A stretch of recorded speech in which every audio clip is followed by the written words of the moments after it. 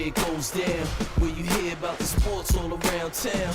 In the country, full of controversy to the highlights.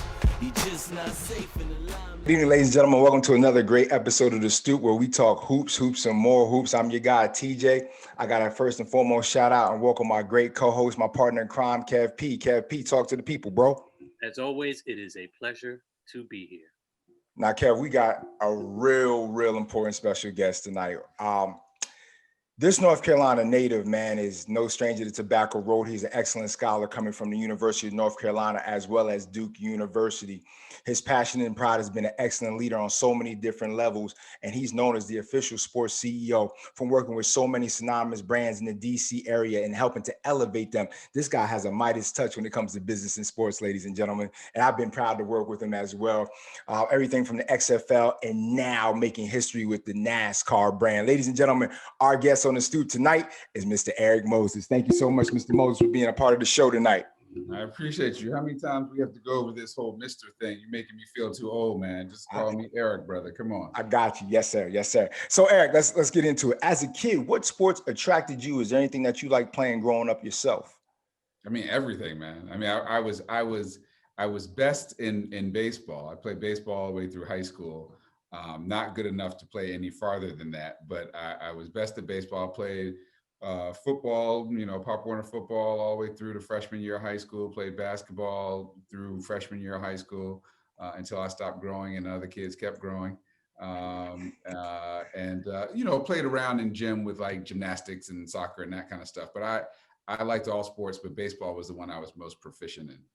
So knowing your sports background and activities, things of that nature, you being so busy as a CEO these days, what is that guilty pleasure that you miss and wish you had a little bit more time for? It's probably two. I mean, I like to ride my bike a lot. I've got a Cannondale, like a Cad 9 road bike that I ride and had been riding a lot during the pandemic because we're all stuck inside and looking for something to do and trying to stay in shape and not gain that COVID-19 pounds, right? Yeah. So I spent a lot of time in DC on my bike before I moved out here to Nashville. But I also wish I could swing my sticks a little bit more often too. I hadn't played golf in quite a while, and I am hoping to get with my fellow Tar Heel and Vanderbilt coach, Jerry Stackhouse, and swing the stick sometime soon out here in Nashville before it starts to get cold. Shout out Stack. Absolutely. Go ahead, Kev. Talk to him. Well, you mentioned riding your bike and trying to stay away from those COVID pounds while you were in DC. And we all know that your status in DC is very well known. And you're the first Black president of NASCAR track. We understand that. However, what most people don't know is this kind of thing is in your lineage. Your uncle, Kenneth Lee, was a civil rights attorney and played a major part in integrating UNC's law school, as well as desegregating Greensboro's public schools. You attended Grimsley your senior year and went on to major in political science at UNC. How much of his role in civil rights played into those decisions, sir? That's a great question. I mean, we were obviously very, very proud of my uncle and his trailblazing and our family. And I had the good fortune to be able to spend a significant amount of time around him. And so we were inspired by what he was willing to do and the sacrifices that he and other people of his ilk and of his vintage during that time, including, frankly, my parents and others, had to go through in order to help earn the rights that we now all enjoy. So it was always in the back of my mind, that we had to do things, not so much about kind of being trying to be a civil rights icon or anything like that, but just standing up for what you believe in, doing that which is right, all of the time, if possible, giving voice to those things that deserve attention and deserve our support, if not for ourselves individually, for all of us as a society. And so that's always been something that kind of propelled me a little bit to try to do the right thing and to tell people what I really feel and to stand up for things I think that I care about and I think make sense. Absolutely. TJ, what's up, man? Absolutely. Thank you for that. I got a quick question. So coming along, Erik, when it comes, you think about your Uncle Kenneth, he came along during the civil rights era, which was a powder keg in the South for racism and just the Jim Crow South. We had sports heroes like the iconic, Jim Brown, so on and so forth. So if you think back, what legendary sports hero stuck out to you then? And who do you tip your cap to now for being a new pioneer in this new age of change? That's a good question. So, I mean, Muhammad Ali, like first and foremost, right? If you want to measure people's commitment by their sacrifice, I think he probably sacrificed more than any other in terms of giving up, some of the prime years of his career and his living, in addition to his fame and all the other things that he lost when protesting against the draft for the Vietnam War. So Muhammad Ali, definitely, he's just iconic, and inspires so many millions of people around the world.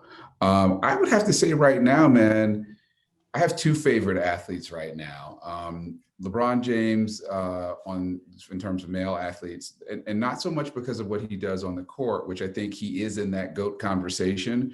I'm a North Carolina guy, so MJ will always be the GOAT, but he is in that conversation. But he is most definitely the GOAT off the court. I mean, this guy, with what he has done without so much as a father figure in his home while he was growing up, to be able to excel the way he has, to be a family man, one who has been free of scandal throughout his career, who has raised a great family, married his high school sweetheart, has sent thousands of kids to college, the University of Akron, has started his own school, has brought his friends from high school along with him and made certain that as he was learning and becoming a star and leveraging his power and capabilities and influence, that he used that to get his friends an opportunity to learn from the best and the brightest in the sports business, and now to branch out on their own and start their own brands, their own television production companies and investment companies and athlete representation companies. I mean, that dude's my hero, man. Like he's doing it in a way that people like Magic Johnson have shown the way post-career, right?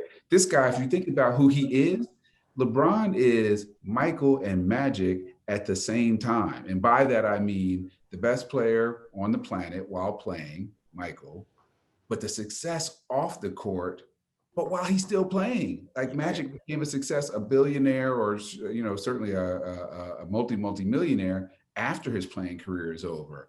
LeBron is doing that while he is playing. Yes, sir. And standing up for social justice issues and taking stances that maybe don't make him as popular or as broadly as he might like as a star, and dominating the league. And so he's my favorite male. And then Naomi Osaka, man, I love Naomi Osaka for her, her sportsmanship and humility and her grace in which she plays, the way she recognized Coco Gauff when she beat her in the Open. She's just a lovely, lovely person and a great competitor. And I like everything about her. Yes, indeed. So whether it's Sports Illustrated, Black Enterprise, so many other publications, when the announcement came, I know I was happy for you just knowing you. But do you ever think about in a sport where we typically don't dwell, and history will tell you we didn't dwell in this sport, that you opened up an envelope that was moderately closed? Did you ever get a chance yet, even still in the infancy? I know you're still relatively new, even though you've been in the position for some time now. Have you taken a step back? Have you taken it in? Have you begun to digest the importance of now you one day being in the history books yourself? Yeah. That's a deep sigh. That's a deep sigh. I don't think about it a lot because I have work to do, right? So I can't, the history making part of it is being chosen for the position, right? But the history I want to make is what I do in the position. Amen. The success that we should have here at this racetrack, the team I want to build, the way I want to relate to and be a valued member of this community in Middle Tennessee, the way we want to show our sport off, both to our hardcore fans as well as to new fans and people who have never thought about NASCAR as something that they might enjoy, and welcome them into our sport, because we have a great product and a lot to sell, but people need to know that they're going to be welcome here into the sport and that they can appreciate it when they're here. So I don't spend a lot of time looking backwards at things like that. I didn't set out to be any kind of pioneer or anything like that. I was looking at an opportunity that I got contacted and recruited for. And, it seemed like the right kind of opportunity at the right time, in the right place, and frankly, in the right sport right now. And so I'm proud to be in this position. As you guys know, symbolism matters.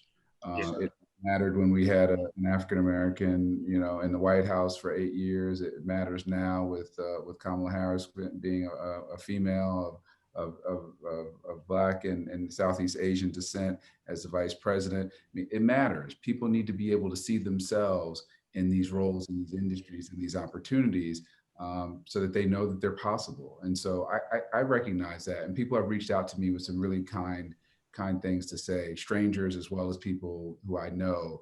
And I feel like what I have to do now is focus on doing a good job. So that door is not just cracked open, that is pushed all the way open. So many folks after me will have an opportunity to do things like this. Wonderful. Go ahead, Kev.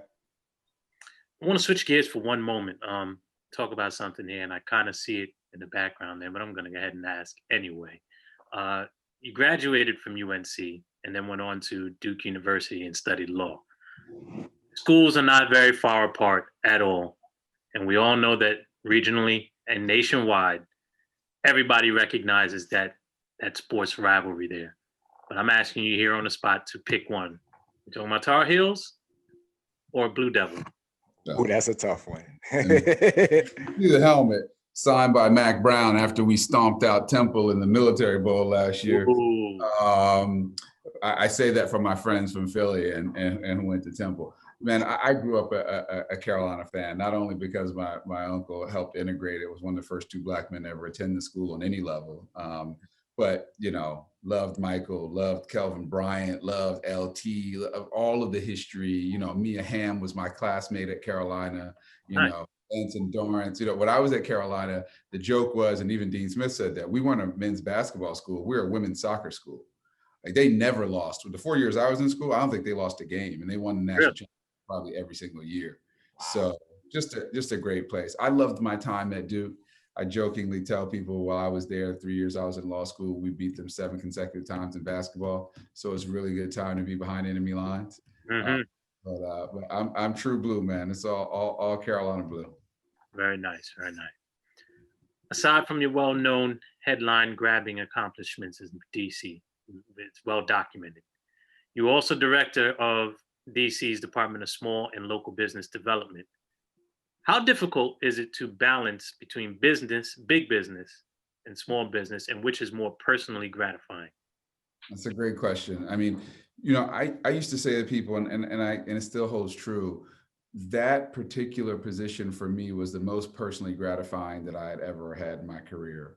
And it was that way because I had, I started my career as a lawyer in private practice, then moved on to an in-house counsel role with AOL Time Warner before moving over to the business side at that company, and then pursuing an entrepreneurship opportunity with 2 frat brothers from college who were both Wall Street bankers. And as I tell people freely, I learned a lot, but made very little money. And so coming out of that experience, that failed experience, being able to become the chief advocate for local business in Washington, D.C., in the nation's capital, was hugely gratifying. And you put your finger on it, bringing together big businesses with small businesses and trying to find a way for them to work together to their mutual benefit was something I felt very strongly about. In fact, I created a business council, a local advisory council that had large businesses and small businesses on it, so that we could be the bridge between the two to be able to see that we're all out here trying to create the tide that raises all boats, and you all should be working more together to take advantage of these opportunities to do business with your government and to do business with each other. So it was a great experience for me. It meant a lot to me. If me and my Duke law degree and my boys with their Harvard and Wharton business degrees, if we couldn't be successful out here, how is the man or woman out here who is a great entrepreneur or a business owner or a small business owner who is very good at what they do, how are they supposed to make it without some help, without somebody trying to say, hey, here's how you access capital. Here's some resources to help you think about how to market your business. Here are some opportunities to seek out RFPs, to do business with the government. So it was very, very gratifying for me. And frankly, I still have lots of friends today that I made in that position, in the business community, that have supported me ever since. And I don't know that my career would have turned out the way that it has had it not been for that position. Before we go on any further, I want to ask you this as well. I know you had a lot of contact and communication with the mayor as well. and kind of directing and trying to facilitate how things worked out within the community, which is very important. Can you speak on that as well? Because the community is very important in how we move forward. So you had a lot of say so in that. Yeah, between working for a council member during the Williams administration and at DSLBD originally when Williams was at the end of his administration, and then Adrian Fenty, who is a longtime personal friend when he became mayor, and then Mayor Gray and Mayor Bowser. I mean, I fortunately have had the opportunity to be, working for the residents of the District of Columbia through all four of those mayors, and it's vitally important that we not forget the community and that we find ways to uplift that community in all quarters and in all wards. And I think all of our mayors knew that was important, knew how important local businesses were to not only to DC, but to our economy as a country, right? So it wasn't difficult to convince them that the agency needed more resources. The agency needed more people. The agency needed, more of a mandate coming from the mayor's office saying, you big businesses need to listen because we're gonna hold you to your commitments for hiring and contracting with local businesses. We're gonna hold you to your commitments of hiring local people because these things are important to the well-being, the financial well-being of our city. We got to recycle these dollars inside our own economy and not let them keep leaking out to Virginia and Maryland and other states. And so I enjoyed working for all four mayors and are working, certainly with their administrations. And I think DC is in really good shape with Mayor Bowser now. Commend you for your efforts, sir. Go ahead, TJ. Sure. It's been a lot to be said this year. We've gone through so much, and one can argue that between the way sports has unfolded this year and the way the community, the world has unfolded, it mirrors a lot of what happened back in 1968. Looking at that and looking at now, when we fast forward to now where we're at with 2020, everything from Eric Floyd and Breonna Taylor, and especially the pandemic, sports has really stepped up and helped to shed some light on some troubling things that are happening in our world. Whether it be the WNBA, the NBA, the NFL, and as well as NASCAR, what do we learn from these brands, and how do these brands touch us as real life people and fans, and how do sports continue to push things forward and get us to become unified? The beautiful thing about sports, and I say this to people all the time, is that sports for a very long time in this society and in this world has been the common language that unites people from different backgrounds. It's the thing that has you sit next to the person you have nothing in common with otherwise and cheer for the same team, feel the same elation or the same, distress because of what's happening on the field, the court, or the diamond, or the rink, or whatever it is, or on the track in front of you. And there's a power in that.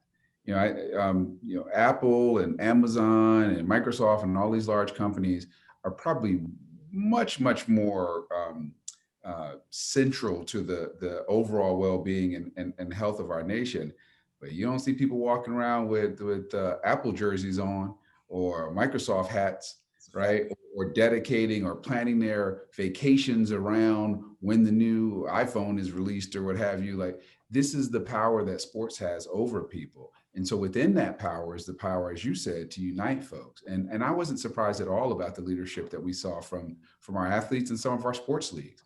I've been mightily proud at what NASCAR has done to position itself in many discussions that, frankly, I think they would admit 5 or 10 years ago, they wouldn't even been part of the discussion. And now they're helping to lead the discussion.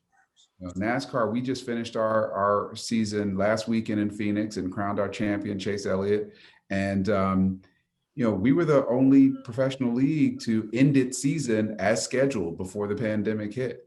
We took an 8-week hiatus and then got back to it. We welcomed folks back into stands in states that would allow that with social distancing, et cetera. And we kept it moving. And so between that and the leadership that I think the entire sport showed around issues of social justice and race, and especially in our sport, one that often gets a bad rap for race relations, and some of it earned and some of it not. But the way that the drivers came together to support Bubba Wallace down at Talladega, I think was beautiful, and I expect more of that. I've met with Steve Phelps, and who's the president of NASCAR. These people they care about this sport, and they care enough about it to make hard decisions to make certain that the sport is one that any and everybody who has an interest in it, or who gets exposed to it, can hopefully feel welcome in it. And that's something I'm committed to as well. Wonderful, wonderful. And we're glad that you're our spokesperson, our leader in this space on the track that'll help push the brand and bring that unity and diversification that is needed to the sport. We know we in great hands with you. Speaking of which, with your leadership and all your leadership talents and everything that you've come to bring about, Eric, I got a question for you. I know when I was growing up, I said, I want to be a basketball player when I grow up. I don't know if people say I want to be a great CEO when I grow up, but in terms of that, what would be some things that you learned in your toolbox that were propelled from education? So what was things, maybe it was classes, maybe it was schooling, but what's been the biggest thing that's helped you in all your roles so far? I don't know if there was any one thing. Having a law degree has certainly helped me a great deal because of the way that it teaches you how to think and how to analyze problems and issues and problem solve. So I think that has been helpful to me in every step of the way along my career path. I have always been someone who has been committed to trying to make my own and form my own opinions about people, about institutions, about organizations on my own. I will listen to advice that people give me, but I want to find out for myself. And that keeps us from jumping to conclusions about things. If I had only paid attention to what other people were saying, I would have never taken this job, right? Because the prevailing sentiment is this is not a sport for people of color. This is a sport that's only for people from the southeastern part of the United States who live a certain way and blah, blah, blah. And it's not that. And I've let my own experiences kind of lead me to that. So, I think the lessons that I learned that have helped me to get where I am are much less about what I learned in a classroom and much more about what I learned on the job or in my fraternity meetings, in college where you have to work out personal dynamics and you have to figure out, okay, how do I get my way on this thing without seeming like I'm dominating the conversation or I'm not listening to other people's point of view or what have you. Those are the kinds of things that I think we have to focus on. And as I was saying to you guys before we came on air, being thorough, being committed enough to a standard of excellence and preparation in particular, where what you're able to do, your excellence is undeniable. I think people have to be committed to that no matter, what calling you want to pursue. Gotcha. Great, Jeff. You mentioned race relations. You mentioned Bubba Wallace, and even in your own rights where you kind of tuned things out that people might have said that it wasn't necessarily a sport that catered to African Americans so much. And to NASCAR's credit, over the last few months or so, they've made significant changes. But now that you're in Tennessee and you have Nashville and Memphis not too far apart from one another, and they have sizable Black population, what exactly do we have in mind for outreach to these demographics? I've been on a road show since I got here, man. Starting out here in Wilson County, which is where our track is located, which is a suburban county about 35 minutes outside of Nashville. But, you bring up a good point. So a big part of my vision for what we're going to do here and what we're going to do for our NASCAR weekend is, super serve our core fans, make certain that what they expect at the track is there and that they get it and that they get it, as much of it as they want, but also create some different experiences, hopefully some unexpected experiences for people. And that will help us to draw out folks who wouldn't otherwise think about coming to the track to see a race. And that includes, folks from diverse communities and African-American communities and other peoples of color who maybe are less represented in the grandstands at certain tracks. And so, yeah, Memphis is on my list of places to go. I'm hitting Chattanooga. I'm going to Knoxville. I'm doing all of it. Who knows? I may even venture up to Louisville. But we're going to spread the word far and wide that this is a place that people should feel welcome. And it's Nashville, man. Like the great thing about this gig and the great thing about this opportunity for me was this sport is a sport whose origin and roots is in the Southeastern United States and in that culture, right? In that Southern culture. And that Southern culture belongs to many of us, not just those who we some of us would call rednecks or what have you. No, I tell people my first experience with NASCAR was in the early 90s. I have a fraternity brother who went to Eastern Carolina University in Greenville, North Carolina. He grew up around that area, grew up hunting, fishing, driving fast motorcycles, dirt bikes, and cars. Way of life. Yeah, you know what I'm saying? Like real life. We went to Disney down in Florida to visit another friend who was interning at Disney, and he convinced me that we should do the Richard Petty driving experience. So we go to this track. They had a bank track at Disney World at this time. Richard Petty driving experience. You get in the car, strap in, professional driver takes you around the track at 130 miles an hour. And I'm trying to figure out on a bank track, which I had never been on before, why is the car, when we came out of the pits, why is it not crashing into what looks like a wall, but is a bank track? And then when you slide up the track, how is the car staying on that curve that way?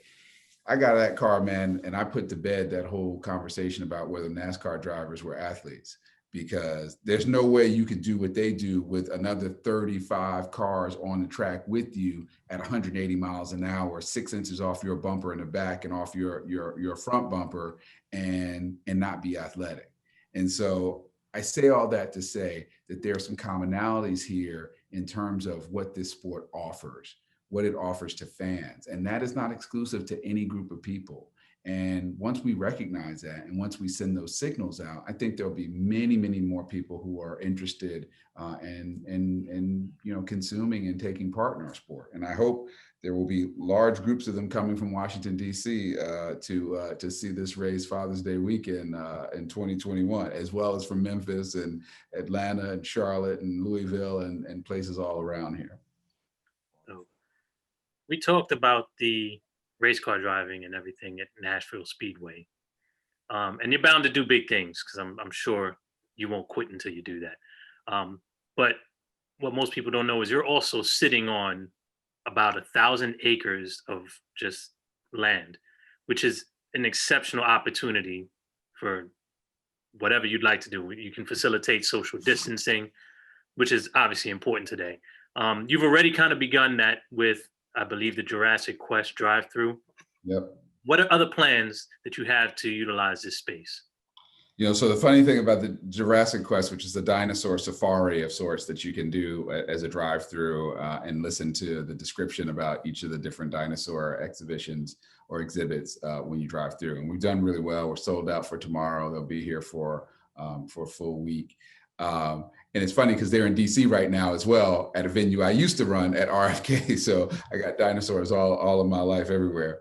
Your point is very well taken. We have lots of land here, and in a COVID inclusive world, lots of land and lots of space, especially outdoor space, is a real good thing to have. And so we have started having conversations, as you would imagine, with all of the usual suspects, all the big time national, concert promoters and live event promoters. And I think the more we do things, the more people know that we're back open, and that our vision and my vision for this place is for it to be a full service live event venue all year round. And we're going to do motorsports, of course. We're going to leverage the facility that we have here, the infrastructure we have, but we're going to do other things too. I want to do food and wine festivals, or in here, barbecue and bourbon festivals. I want to do, family shows like Jurassic Quest, because we want to make certain the community knows that this is going to be a place that they should feel comfortable coming, whether it's race weekend or not. And I want to do all manner of other things, whether they're drive-through concerts, drive-in movies, all of those kinds of things. So we're in the process of spending some money, a significant amount of money, and doing some upgrades and renovations to the track and that facility. But we're having lots of conversations, I'm happy to report, with folks who are interested in figuring out how they can leverage what we have out here for their shows and for their entertainment. Wonderful. So Eric, got a question for you. Major brands, major affiliations, major leagues, all those things are under your belt. From the XFL now to NASCAR, what are some of the similarities that you've seen? What are the differences in terms of what's been asked of you and how you want to approach it with your leadership? So, what I have been fortunate to be able to do in my career is build teams. In some ways, it's been to reposition organizations that were lagging for one reason or another, whether that was resources, whether that was vision, whether it was vision and execution, and more recently with the XFL, starting it from scratch. And so I'm trying to do that same thing here, build a team with kind of world-class talent, have a vision for who we want to be, make certain our facility is where it needs to be to deliver the NASCAR experience that our fans want and that NASCAR expects to be able to have when they're here. And then, like I said, really be a valued member of the business, the civic, the cultural, and the sports communities in Middle Tennessee. And so I think doing those things, all three of those things, is kind of my major kind of pillars for this vision, will attract those major brands. And we're having conversations. We need a race, we need to sell these race entitlements. So, is it going to be the XYZ company 400, next year? We're looking at, naming rights for the facility and naming rights for different parts of the facility. So all of those things are there. What we have going for us, in addition to a NASCAR sanctioning agreement that lasts an unprecedented 4 years. So we know we will have a Cup Series race here for the next 4 years. And my job is to ensure it's not just those 4 years, but it goes off into the future indefinitely. We got Nashville, man.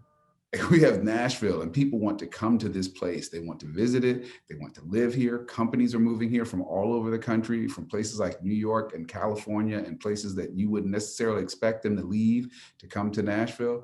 And all of that energy and all of that momentum is what we want to be a part of, and we want to help to fuel that as well. And so I think we're not going to have problems with getting bigger brands to be involved. The NASCAR brand is a pretty strong brand out there.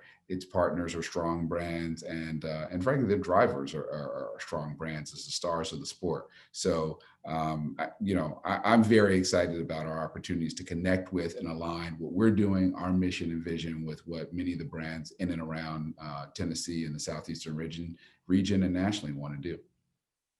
Wonderful.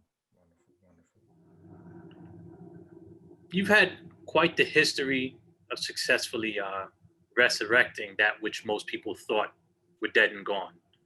The Washington Nationals, DC Defenders, and now we have NASCAR in Nashville. What is it about these challenges that you find particularly motivating? That's a really good question. So I believe in investing in people. Like, organizations are only as good as their people. Even if you have an organization that depends on a certain technology or a certain process or something like that, that's useful. But at the end of the day, your customers are people making decisions. And I think repositioning businesses, kind of coming in to turn things around or to start them up from scratch, gives you an outsized opportunity to invest in, recruit, and invest in the right people.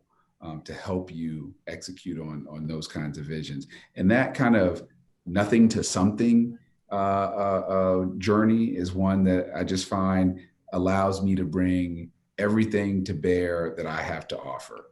All of my experience, all of my training, all of my, intangible kind of assets, attributes, capabilities. It just gives me a sandbox in which I can create. I can use my left brain and my right brain in order to help bring those things together. And I just find that really, really compelling. The law, which I enjoyed practicing, didn't provide me as broad of an opportunity to bring my full self to what I was doing every day as this does. As business does, and as you said, coming into businesses that need a shot in the arm, I think it lets you use all the tools, man. And sometimes there are going to be some tools that you don't even have, that you got to go out and get or rent or lease from somebody, right? To get it done. And hopefully you're able to get people who have the tools you don't have and are strong where you might be weak and bring different things to the table. And making that puzzle fit together is interesting to me. Absolutely. You mentioned being able to get the best of people, and I assume there's no two people that you would want to do that more so than your own two young sons. Yeah. One in high school and one in college. How much, if at all, do you involve them in some of your endeavors, and have either of them shown any significant interest in any specific aspect? Man, I've spent most of my adult life telling my kids how cool I am and how lucky they are to have coolest dad, and Listen, on they the get to a certain age, it doesn't matter. But go ahead. they are not they're not hearing it, man. They don't buy it at all.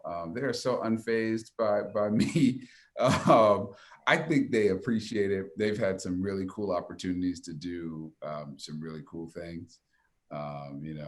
Whether it was being on stage with Wale or meeting 2 Chainz or being on the field when Morehouse and Howard were playing, or any number of things that they've been able to do.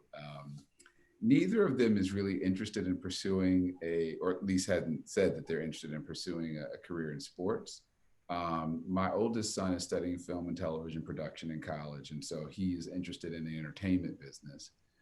My youngest, we don't know. I mean, he's a great cook. He makes pasta from scratch and bakes cakes and things and souffles and stuff from scratch as a way to kind of relax.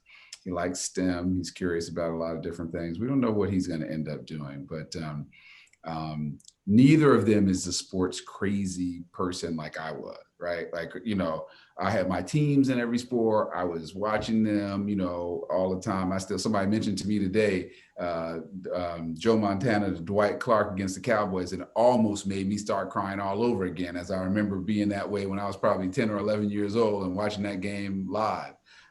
So they don't have that affection for sports. They'll watch Carolina play basketball with me, and even sometimes football.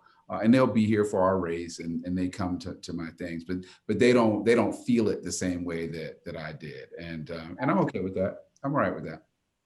Got it. T. Absolutely.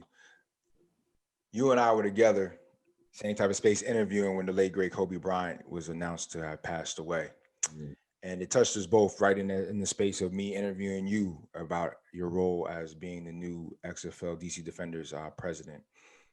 When you go into these boardrooms, when you go into these meetings, talk about what type of mama mentality that you need to convey your point and being a strong leader, the same way he present himself on the court. Well, look, I don't think I would ever try to compare myself favorably to Kobe.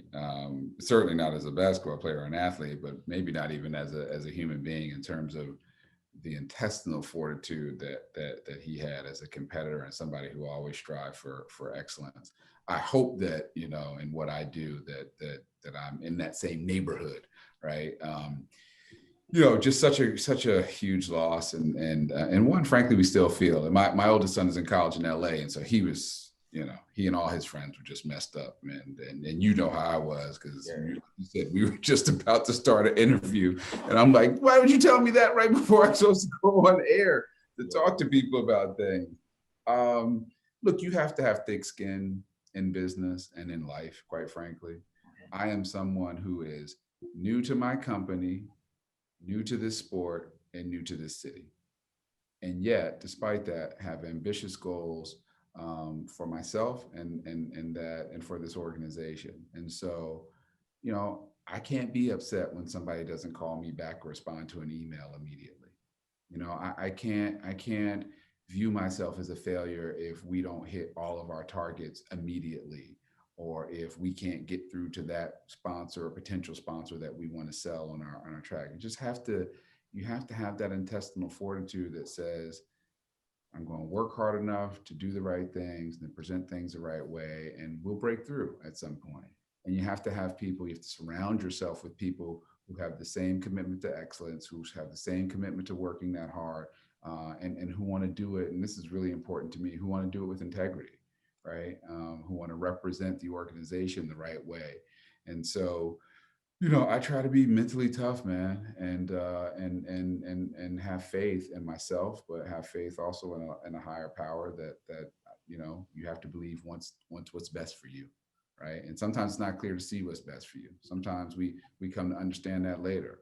I mean, prime example, the XFL situation is the only situation I've ever had in my life where I lost a job, ever. Not through any fault of my own, but through the fault of this pandemic or what have you, and the company declaring for bankruptcy. And it was tough. It was really tough. Not only was there the the financial potential insecurity and all that kind of stuff. It's just the way you view yourself. And as you know, we were on a great trajectory and we were doing great things, and to be able to build something from nothing into what we had midway through the season, it just stops you in your tracks. And it's hard not to get down on yourself or feel disappointed about that kind of outcome.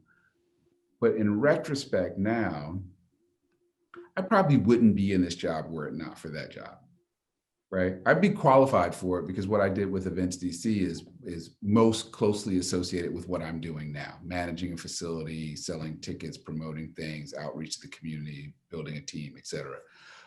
But the way that particular opportunity raised my profile probably helped in order to make it kind of to decrease whatever doubts there may have been about whether or not I was the right person for this job. Right. And there are things that I learned in that job that I have to try to cling to. And so I guess it's a long-winded way of saying I try to stay positive. I believe in myself. I believe in the people around me. I trust my own judgment. I trust my friends, mentors, peers, and others who I go to for insights and for feedback. And I try to learn from every opportunity I have, whether that's, feels like failure on the front end or whether it feels like success on the front end. We got to make them all successes by learning from them. Absolutely. And I will attest to that. I've never been in a room with a CEO, and I've been a part of some organizations and some brands as a host in my role, and being in meetings with you and being at the table where there's control room, you actually listen to us and care what we had to say and try to make it applicable, and making sure that, securing the brand and making sure we rise to a new and a different and a better level. So I definitely agree to that. And thank you for that as well. We just want to thank you, Mr. Moses, Erik, for a great time today. And you just dropping so many jewels about your life and business and your new endeavor and being successful. Before we go, we have one final question for you. When it's all said and done, with your legacy, maybe as a CEO or maybe even in the NASCAR space or whatever may happen in the future, what are 3 things that you want to be your legacy as a sports and industry leader? I want to have always made my family proud. And my friends. I want for the people who worked with and for me to feel that their professional and maybe even personal lives were enhanced by that experience. And I want the folks who hired me to feel like, they made the right decision. And whatever that ends up being. If I can deliver on those 3 things, then all of the rest of it is gravy. I don't need, my name and up on some trophy somewhere or some plaque or something like that. I just need those three constituent groups to feel like they made the right decision to be involved with me, to support me, et cetera. Wonderful, wonderful. That all makes sense. Ladies and gentlemen, this has been history. We want to thank our very, very illustrious and special guest, Mr. Erik Moses, for stopping by the Stoop. We're looking forward to whatever he does, because we know he got the Midas touch. He's going to be great in the future. But to you, Mr. Moses, thank you so much for taking time today. I appreciate you guys inviting me on. This was a lot of fun, and continued great success in what you're doing. Wonderful, wonderful. For my co-host and partner, Grime Kev B, this has been a great episode of the Stoop. Take care. Some say that it gets no real on the field or the court. We capture the thrillers. Some opinions and all of the truth. Real people talking real sports on the Stoop.